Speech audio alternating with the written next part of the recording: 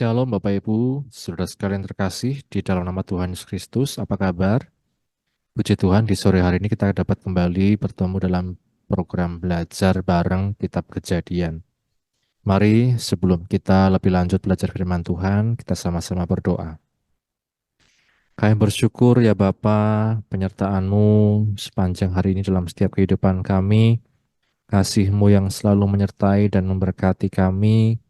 Bahkan sampai di sore hari ini, kami boleh ada sebagaimana kami ada, semua itu hanya karena anugerah-Mu ya Tuhan. Sebentar kami mau belajar dari firman-Mu, bukalah hati kami, pikiran kami, mampukan kami Roh Kudus untuk menjadi pelaku firman-Mu. Kami bersyukur, ini doa kami, hanya di dalam nama Tuhan Yesus kami berdoa, haleluya. Amin. Puji Tuhan, Bapak Ibu, Saudara sekalian, kita akan melanjutkan pembelajaran kita. Kita sudah sampai di episode yang kelima, di mana di episode ini saya memberikan judul Hari Selalu Berganti. Hari selalu berganti. Di waktu yang lalu kita melihat ada berbagai macam terang. Ya. Kalau dalam firman Tuhan, di Yesaya 14 ayat 12, di sana dikatakan ada terang Sang Putra Fajar yang itu merujuk kepada setan atau iblis, ya, malaikat yang jatuh. Dia dikatakan putra fajar, namun dia ingin terus naik, naik, naik, yang identik dengan kesombongan, sekedar popularitas, kebanggaan pribadi, dan lain sebagainya. Sehingga tidak heran Tuhan dikatakan menghukum, ya, dengan dia dijatuhkan ke bumi. Tidak ada yang dapat menyaingi Tuhan, melebihi Tuhan. Hanya Dia, Tuhan sendiri yang layak dipuji dan disembah. Kemudian dalam Yohanes 1 ayat 9 dikatakan di sana terang yang sesungguhnya sedang datang ke dalam dunia ini. Siapakah terang itu? Dialah firman yang telah menjadi manusia. Dialah firman yang bersama-sama dengan Allah. Ya, dunia tidak diciptakan tanpa Dia. Dunia tidak ada tanpa Dia. Dan kita belajar bahwa ini merujuk kepada Tuhan Yesus Kristus. Pribadi yang identik dengan kerendahan hati, menjadi teladan dalam menjadi pelayan, bahkan dia disalib, dihina, dicaci maki, menerima salib untuk apa? Menebus dosa, menebus manusia, ya, menebus manusia dari setiap dosa dan pelanggarannya. Nah, ini Bapak Ibu, maka dalam hidup ini kita melihat ada terang yang membawa kita kepada kesombongan, tetapi ada juga terang yang membawa kita pada kerendahan hati, belajar untuk menjadi pelayan, bahkan dapat menerima berbagai macam caci maki, hal-hal yang tidak mengenakkan, ya, penderitaan karena kebenaran, karena Kristus. Nah, Bapak Ibu Saudara sekalian, kalau kita kembali kepada kitab Kejadian, di sana kita melihat terang dan gelap menandai satu hari.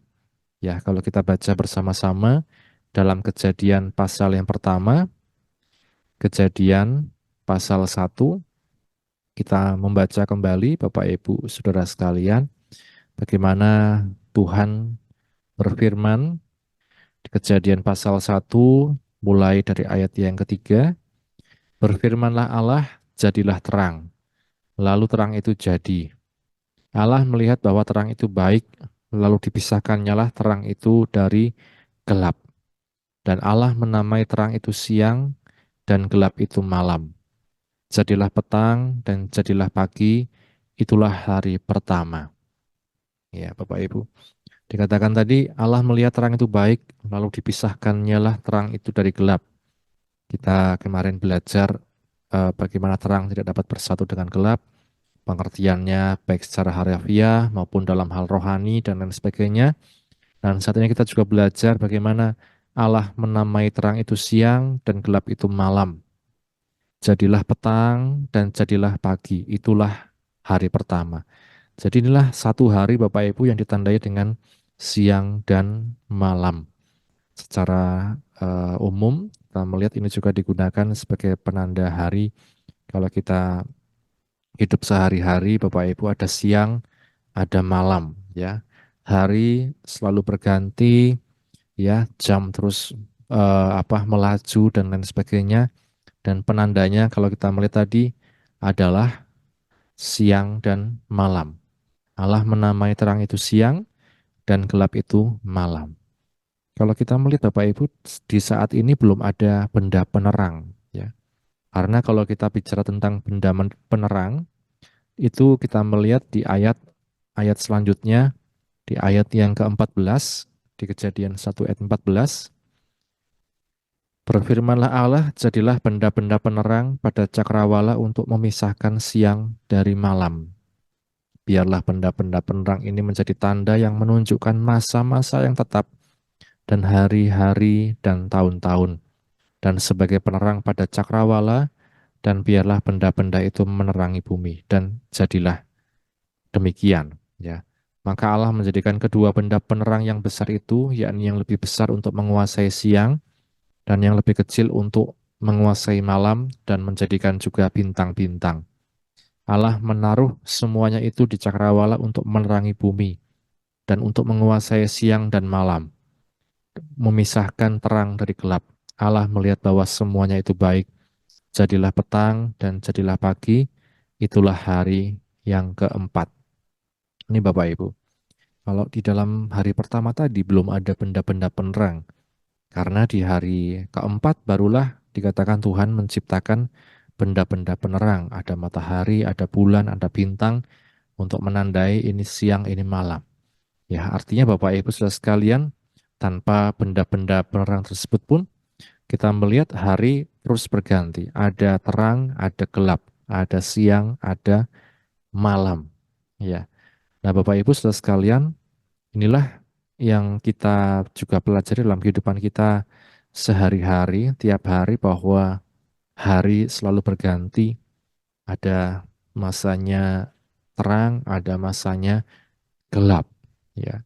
Hari terus berganti, musim selalu berganti, dan kalau kita melihat Bapak Ibu ini juga menjadi kenyataan dalam kehidupan kita sehari-hari pribadi lepas pribadi, bahwa dalam Kejadian pasal yang ke-8, misalnya di ayat yang ke-22, Kejadian pasal yang ke-8 ayat yang ke-22, di sana setelah peristiwa air bah dikatakan, selama bumi masih ada, tak akan berhenti-henti musim menabur dan menuai, dingin dan panas, kemarau dan hujan, siang dan malam. Selama bumi masih ada, tak akan berhenti-henti musim menabur dan menuai, dingin dan panas, kemarau dan hujan, siang dan malam. Ya, dalam pengertian ini Bapak Ibu bahwa segala sesuatu kita melihat dalam dunia ini terus berjalan sesuai dengan ketetapan yang sudah Tuhan tetapkan, ya, baik siang, baik malam, baik musim dan lain sebagainya. Artinya kan ada selalu pergantian Bapak Ibu. Siang dan malam, musim menabur, musim menuai, dan lain sebagainya. Apa yang kita maknai dari hal ini, Bapak Ibu Saudara sekalian, bahwa hidup ini pun akan terus berjalan. Hidup ini pun akan terus berjalan. Akan ada saatnya di mana hari itu terasa terang. Atau kalau dalam pengertian berkat mungkin ya, akan ada saatnya di mana semua terasa nyaman, semua terasa damai, semua terasa enak, dan lain sebagainya.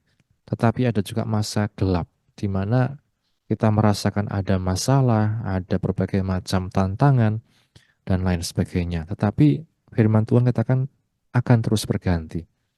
Jangan sampai kita menganggap, wah saya kok gini terus, pasti saya akan sukses terus, pasti akan berhasil terus.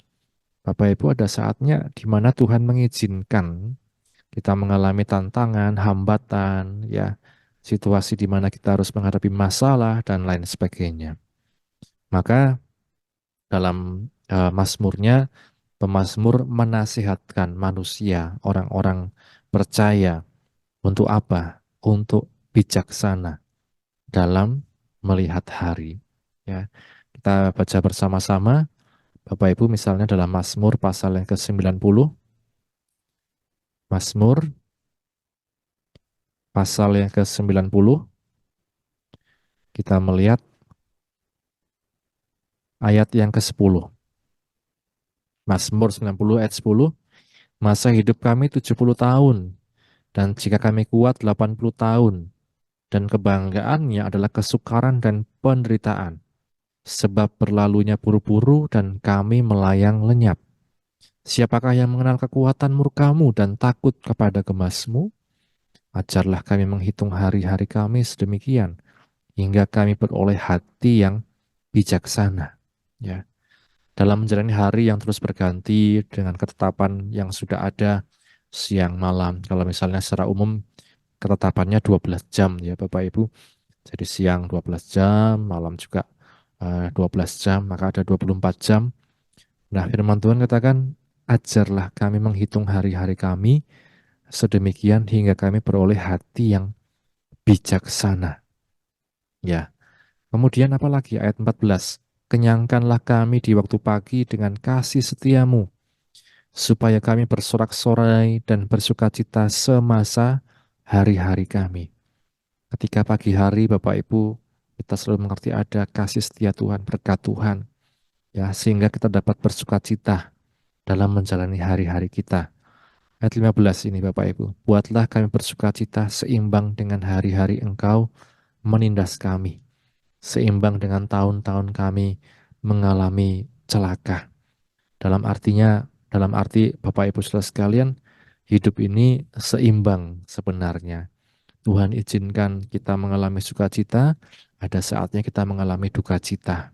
Ada saatnya kita mengalami keberkatan, ada saatnya kita mengalami mungkin seret berkatnya, dan lain sebagainya. Untuk apa? Untuk hari-hari kita selalu berharap pada kasih setia Tuhan. Bukan dengan kekuatan kita, bukan dengan kemampuan kita sendiri. Ayat 17 dikatakan, kiranya kemurahan Tuhan, Allah kami atas kami, dan teguhkanlah perbuatan tangan kami. Ya, perbuatan tangan kami, teguhkanlah itu. Firman Tuhan katakan apa? Biarlah kemurahan Tuhan, Bapak Ibu Saudara sekalian, itu yang berlaku atas setiap kehidupan kita. Artinya bahwa tiap hari kita hidup, kita boleh ada, itu semua hanya karena kemurahan Tuhan. Ada saatnya kita mengalami berbagai macam hal yang menyenangkan, hal yang enak, tetapi ada saatnya kita mengalami hal yang mungkin tidak menyenangkan, ya, hal yang tidak mengenakan. Tapi firman Tuhan katakan, biarlah kemurahan Tuhan yang berlaku atas setiap kehidupan kita. Bukan kemampuan kita sendiri, bukan kehebatan kita sendiri, tetapi kemurahan Tuhan. Hidup ini hanya kemurahan Tuhan. Maka ada lagu mengatakan, oleh karena kemurahan Tuhan, ku ada sampai hari ini. Ya, kalau kita bisa menyadari dan mengakui, saya bisa hidup hari ini ya karena kemurahan Tuhan. Artinya kita mulai bijaksana Bapak Ibu. Bukan dengan adikang adigung, ya kekuatan kita sendiri. Wah, saya bisa menjalani hari ini karena kekuatan saya mampu, saya hebat. Bukan. Tetapi karena kemurahan Tuhan. Ketika ada keberkatan, ada sukacita, kita tahu, oh ini kemurahan Tuhan. Saya bisa mendapat berkat. Ketika ada masalah, oh ini kemurahan Tuhan. Saya akan bisa menjalani, menghadapi setiap masalah yang saya alami. Ya, ke Bapak Ibu saudara sekalian, satu kesadaran yang perlu dalam setiap kehidupan kita, kalau kita lihat ya Bapak Ibu di Ratapan pasal 3 ayat 22 sampai 23, bahwa kasih setia Tuhan selalu baru setiap pagi. Ya, kita baca bersama-sama Ratapan pasal yang ketiga. Ratapan itu setelah Yeremia, ya. Ratapan pasal 3 ayat 22 dan 23. Ratapan pasal 3 ayat 22 dan 23.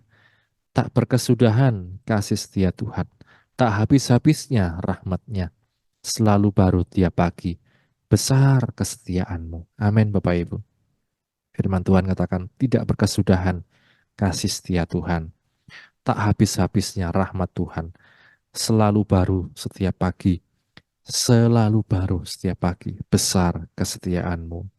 Ya, ada lagu mengatakan tak habis-habisnya kasih setiamu, selalu baru dan tak pernah terlambat pertolonganmu, ya, besar setiamu di sepanjang hidupku.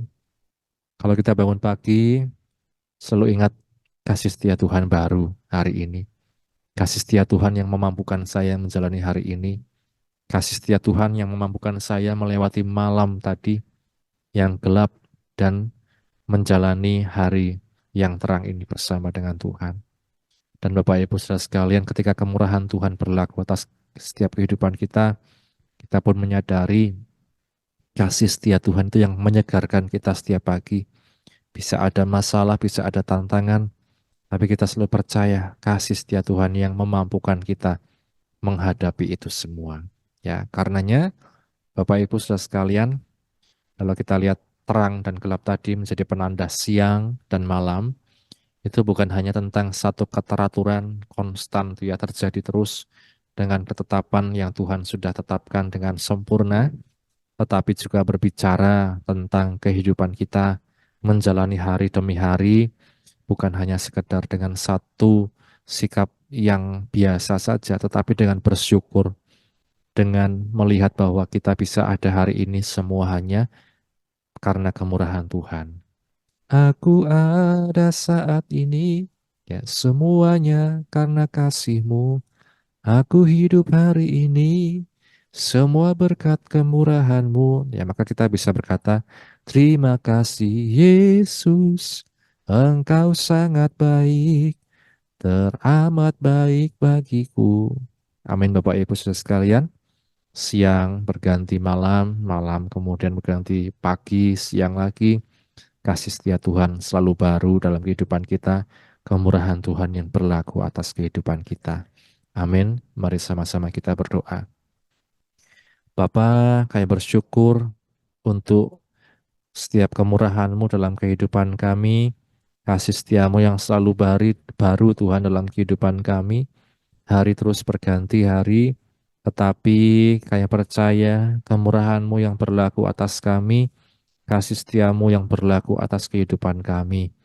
Memberkati anak-anak-Mu yang sudah mendengar firman-Mu dimanapun berada, dalam apapun yang menjadi pergumulan mereka, Engkau yang selalu menolong ya Tuhan. Terima kasih Bapa, terima kasih. Ya Tuhan, di setiap pergumulan kami, setiap anak-anak-Mu yang sedang mengalami berbagai macam masalah Tuhan, tantangan dan apapun, ajar kami melihat Engkau Tuhan, dan menyadari bahwa kasih setiamu dan kemurahan-Mu yang terus berlaku dan menguatkan hidup kami. Menetapkan Tuhan, menguatkan hati kami, meneguhkan hati kami untuk terus berjalan dalam kasih setiamu ya Tuhan. Kami bersyukur ya Bapa, ini doa kami dalam nama Tuhan Yesus, haleluya. Amin. Puji nama Tuhan, Bapak Ibu Saudara sekalian, Tuhan Yesus memberkati. Amin.